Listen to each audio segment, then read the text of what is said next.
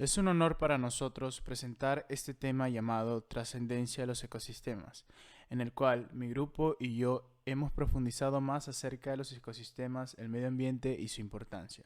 Pero antes de hablar de la trascendencia, tenemos que entender qué es un ecosistema. Un ecosistema es un conjunto de organismos vivos que comparten un mismo hábitat o biotipo. Esta definición es relativamente moderna y no ha sido siempre como hoy en día la conocemos. A pesar que desde el siglo XVIII se lleva persiguiendo una definición que agrupa el conjunto de organismos y hábitats de la Tierra, no fue hasta 1930 cuando se acuñó este término. Sin embargo, en esta primera definición de ecosistema solo se tenían en cuenta los componentes físicos y biológicos del entorno. 5 años después, en 1935, el botánico y ecólogo Arthur George Stanley dio una definición más aproximada a la actual. Aceptó que un ecosistema también albergaba en su definición las interacciones entre individuos de una comunidad y su medio.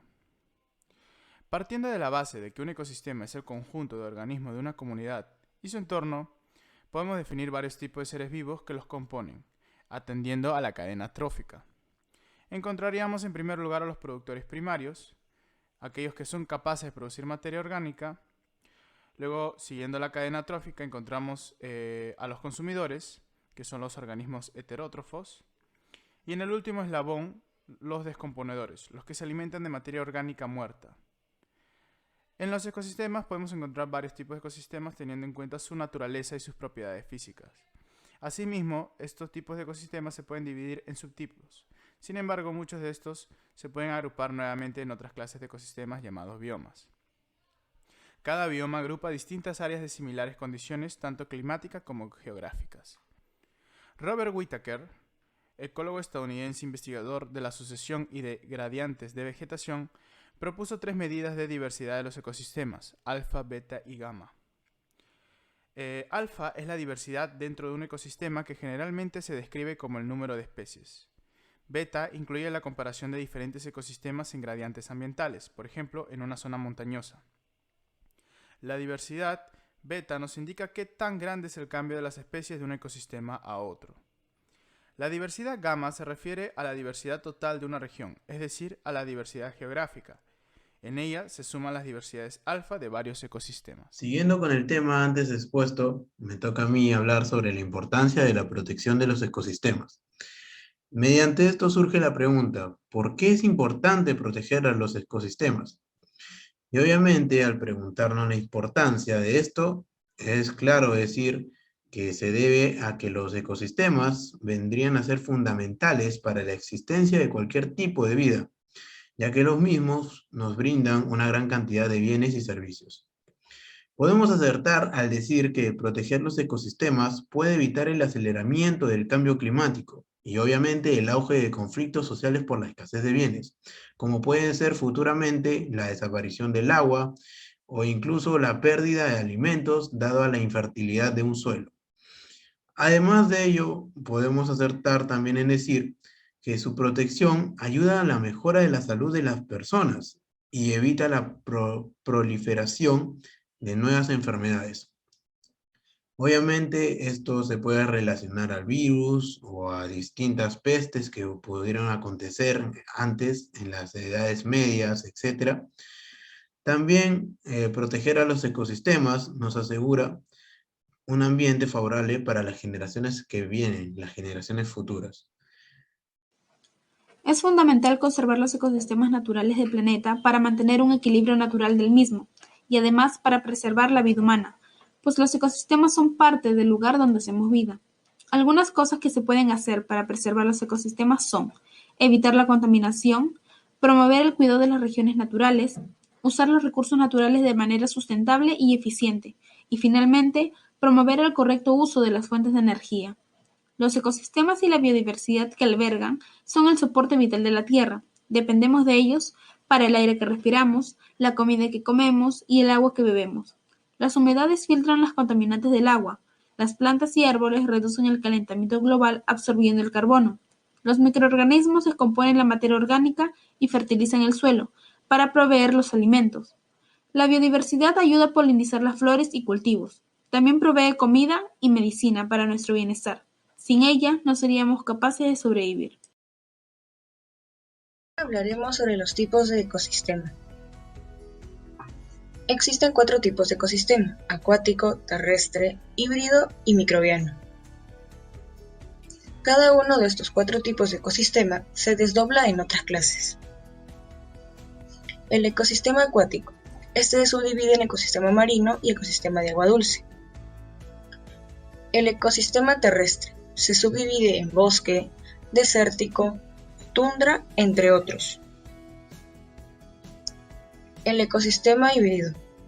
Este se subdivide en pantano de coníferas, estero, entre otros más.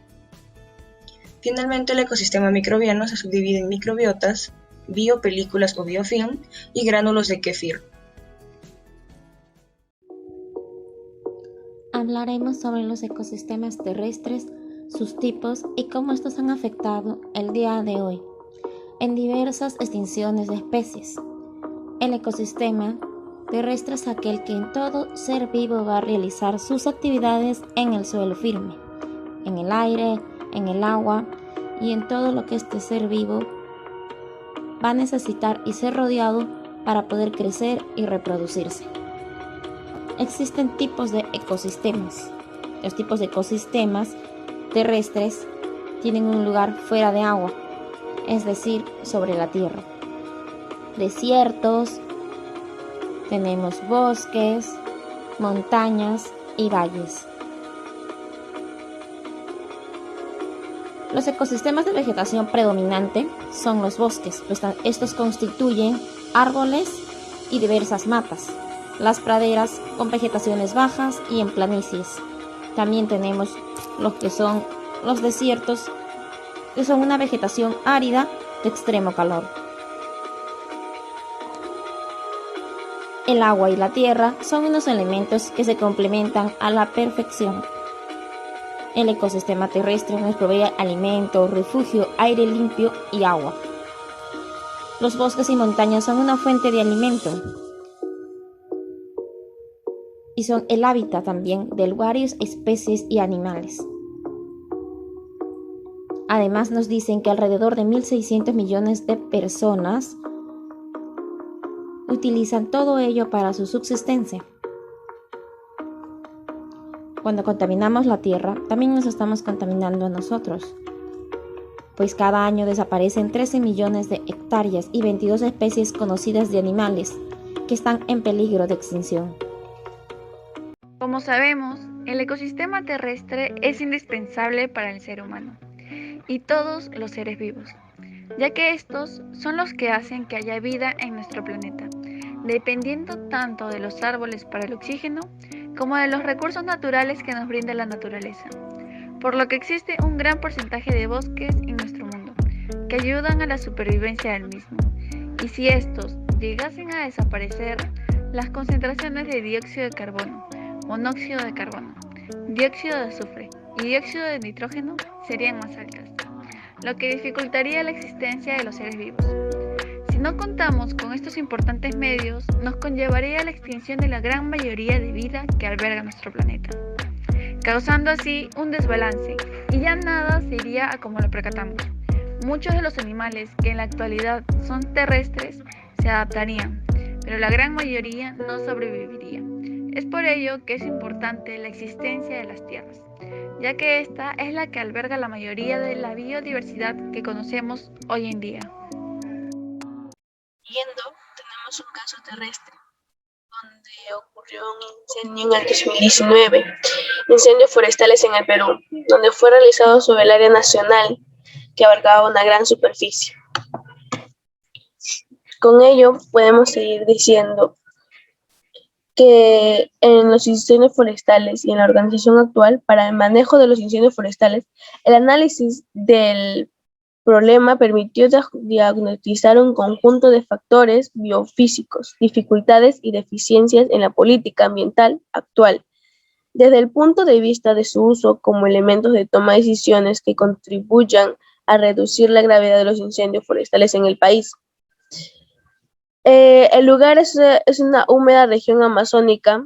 Los incendios son raros durante gran parte del año. La deforestación. ¿Qué es la deforestación? Es la pérdida de bosques y las selvas debido al impacto de actividades humanas o las causas naturales. En la Amazonía brasilera estaba ardiendo en llamas donde varios animales y plantas fueron desgastadas. Son unos datos del Programa de Incendios Institucional Nacional de Investigadores Espaciales, la INP, en Brasil, que contabiliza estos fenómenos desde 2013. Con ello podemos decir que en el Amazonas siempre utilizaban fuegos para poder hacer crecer sus plantas, para tener una cierta cantidad de ello. Podemos ver acá un antes y un después de aquel. Un ecosistema acuático es todo aquel ecosistema que se desarrolla en un cuerpo de agua de diverso tamaño y naturaleza, lo cual incluye ríos, mares, arroyos, lagos, pantanos, lagunas y costas. Existen dos tipos de ecosistemas acuáticos: los ecosistemas de aguas saladas, marinos, y los ecosistemas de agua dulce, también llamados dulceacuícolas. Los ecosistemas marinos comprenden las aguas con alta concentración de sales. En este grupo se encuentran mares, océanos, arrecifes de coral, entre otros. Los ecosistemas de agua dulce son esos cuerpos de agua con poca salinidad.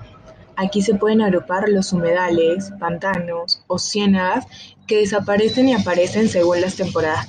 Los ecosistemas de agua dulce se pueden dividir en dos tipos: lóticos, cuando se forman corrientes como en los ríos y arroyos, y lénticos, cuando se componen de aguas estancadas como en las lagunas o los lagos. ¿Por qué son esenciales los ecosistemas acuáticos? Como especie, los necesitamos para subsistir. Son una fuente de alimento muy importante para el ser humano. Por ejemplo, más de 1.000 millones de personas encuentran su sustento diario en recursos provenientes del mar. Además, si no existieran, el planeta Tierra sería un lugar sin agua, con temperaturas extremadamente desequilibradas. Continuando con el tema acuático que indicó mi compañera, yo hablaré sobre su importancia y el impacto que tiene en nuestra sociedad. Bueno, este sector ha contribuido con la producción de alimentos para la población. La captura de pesquerías marinas y continentales brindan alimentos proteicos que son consumidos mayormente de manera directa, por lo que contribuyen al desarrollo socioeconómico de las regiones que cuentan con un cuerpo de agua cercano. Tomemos, por ejemplo, nuestra propia región Ica. Los distritos de Marcona y Lomas son ciudades que se sostienen por el factor de la pesca. Es así que el recurso agua tiene un doble valor. Es un elemento del ecosistema y es, consecuentemente, un activo social a través de su manejo para la generación de bienes y servicios para su población. Bueno, estos ecosistemas son la principal fuente de oxígeno. También son del sumidero de carbono, servicios ecosistemáticos, también nos aportan medicinas, como las algas, contribuyen al turismo, actividad recreativa, por lo que nos genera empleo, mitigación al cambio climático, ya que absorben grandes emisiones de gases del efecto invernadero. Por otro lado, son habitados por una gran diversidad biológica esencial para la cadena alimenticia. También el conocido ciclo del agua y un equilibrio en el planeta en que en general deberíamos preservar. Viendo cómo todos estos ecosistemas son útiles, el sistema, o mejor dicho, el ecosistema acuático es de suma importancia en nuestra vida diaria. Ahora, sabiendo todo esto, como habitantes de un país con una amplia costa y ríos y lagos por cada rincón del país, debemos preservar nuestros bienes y no dejar que la contaminación sea insostenible en un ecosistema que su base es nuestra cultura peruana.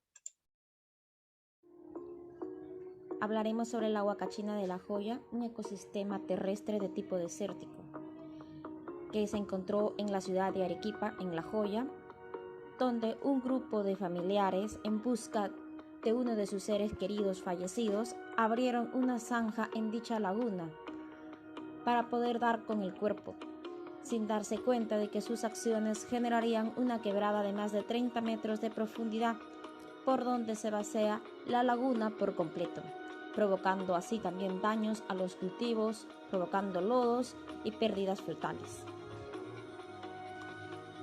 Esta huacachina era un ecosistema desértico, la cual dejó de existir y es irrecuperable. por las acciones erróneas o actividades erróneas de los ciudadanos, que no toman conciencia de los problemas ambientales y mucho menos de la extinción de las nuevas especies o especies ya existentes. El ecosistema desértico. ¿Qué es el ecosistema desértico? El ecosistema desértico está conformado por diversas especies de plantas y animales adaptadas a vivir en zonas extremas, en sequías y aridez. Sus características son la escasez de agua, temperaturas externas y una ubicación geográfica. La escasez de agua. Por falta de agua se debe a las precipitaciones son escasas y apenas llegan a los 25 centímetros, que quiere decir que tiene una baja humedad atmosférica. Su temperatura externa en los desiertos cálidos durante los días tiene un 50 grados de Celsius, pero durante las noches baja a 0 grados Celsius. Su ubicación geográfica es: los desiertos cubren cerca de una quinta parte del planeta. Los desiertos cálidos se ubican en las altitudes tropicales y templadas de una zona de Ecuador. Sin embargo, también se encuentran desiertos en otras zonas. Los desiertos fríos se ubican en las zonas polares de Antártida y en Ártica, por ejemplo, Groenlandia. Con ello decimos, ¿qué es el desierto? El desierto es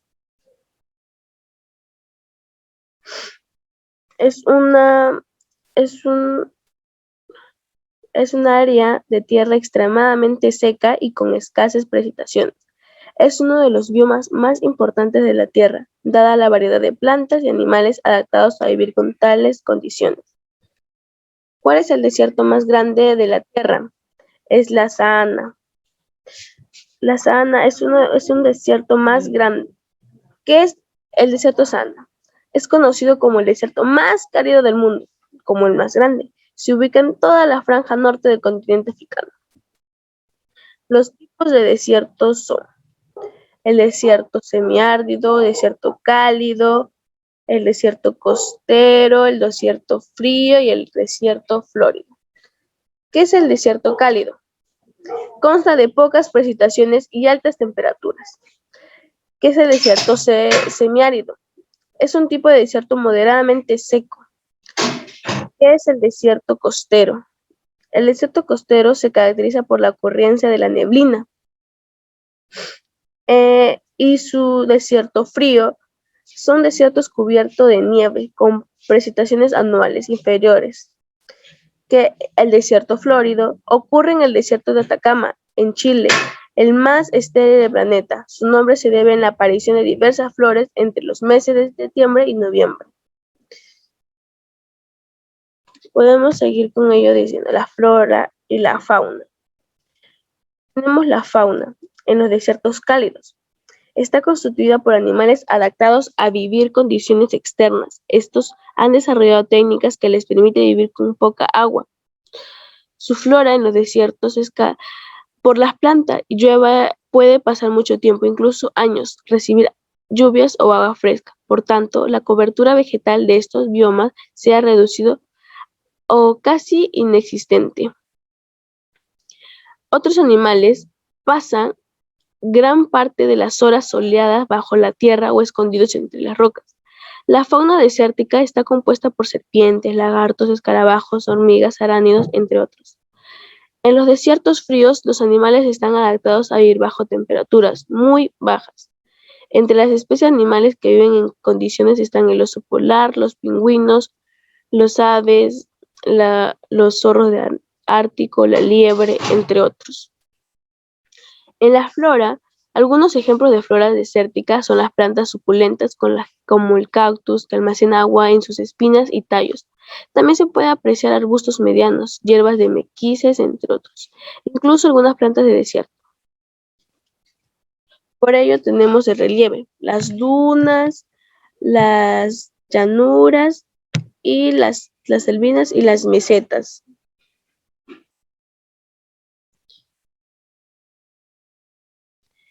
En conclusión, podemos decir que el ecosistema de desierto, hay millones de personas que viven por ahí y son adaptadas para el desarrollo de diversas actividades sociales, económicas y culturales. Ejemplo de ello puede ser los Emiratos Árabes Unidos y otras regiones en América. Aún se encuentran agrupamientos nómadas dedicados al pastoreo en zonas aldeanas. Su actividad humana ahí en el desierto diversas contribuyen a los espacios desérticos en este momento. Por ejemplo, las actividades agropecuarias contribuyen a la desertificación de los suelos por causa del pastoreo y el aprovechamiento incorrecto de los recursos hídricos. Gracias. ¿Cuál es la importancia de los ecosistemas desérticos? La sequedad y el calor, características principales de los desiertos, ayudan a la formación y concentración de minerales importantes, como el yeso, boratos, nitratos y potasio, que se forman en el desierto cuando el agua que los soporta se evapora. No menos importante es que la pequeñez de la vegetación favorece la extracción de tales elementos. Además, a pesar del hecho de que los desiertos son tierras áridas sin comida ni agua, albergan un número considerable de plantas y animales que se han adaptado muy bien para sobrevivir aquí. Los desiertos también están llenos de minerales preciosos como el petróleo. El desierto del Pacífico abarca desde los 5 grados de latitud sur Piura hasta los 27 grados de latitud sur, norte de Chile en la costa. Se caracteriza por la ausencia de lluvias, siendo su terreno desértico.